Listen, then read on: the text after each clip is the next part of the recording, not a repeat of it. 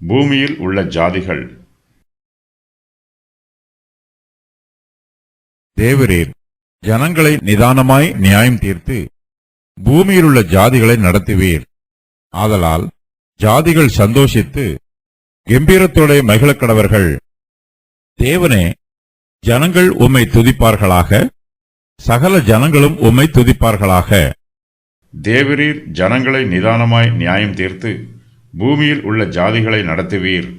ஆதலால் ஜாதிகள் சந்தோஷித்து கம்பீரத்தோட மகிழக் கடவர்கள். தேவனே, ஜனங்கள் உம்மை துதிப்பார்களாக, சகல ஜனங்களும் உம்மை துதிப்பார்களாக. தேவனுடைய தெய்வீக ஆளுகையை புறஜாதியாரும் ஏற்றுக்கொள்ள வேண்டும். தேவனுடைய ஆளுகையின் நிமித்தமாய் ஜாதிகள் சந்தோஷித்து கம்பீரத்தோட மகிழ்ச்சி அடைய வேண்டும். கர்த்தருடைய நீதியான ஆளுகையின் நிமித்தமாய் பூமியில் உள்ள ஜாதிகள் எல்லோரும் கர்த்தரை துதித்து சந்தோஷமாய் பாட வேண்டும் என்று சங்கீதக்காரர் விரும்புகிறார். கர்த்தர் ஜனங்களை ஆளுகை செய்யும் போது அவர் பூமியில் உள்ள ஜனங்களை நிதானமாய் நியாயம் தீர்ப்பார். பூமியில் உள்ள ஜாதிகளை நீதியாய் நடத்துவார். இதனால் ஜாதிகளுக்குள்ளே சந்தோஷம் உண்டாகும்.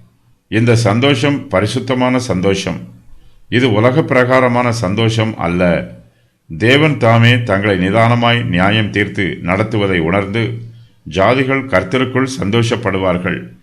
கம்பீர சத்தத்தோட மகிழ்ச்சி அடைவார்கள். விசுவாசிகளாகிய நாம் ஒருவருக்கொருவர் நியாயாதிபதிகளாய் இருக்கக்கூடாது. நாம் யாரையும் நியாயம் தீர்க்கக்கூடாது.